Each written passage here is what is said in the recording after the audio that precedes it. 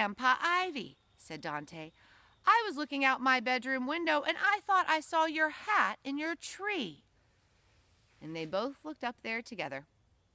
"Yep," said Grandpa Ivy, "it sure is." And with that, Dante started to climb the tree. He had strong arms and legs, and it didn't take him long to climb up the trunk and get to the branch that was holding the hat. Grandpa Ivy held his breath as Dante went out on the branch to where the hat was. Just as Dante was reaching for the hat, another big wind came, and it took the hat out of the tree and put it right back on the ground.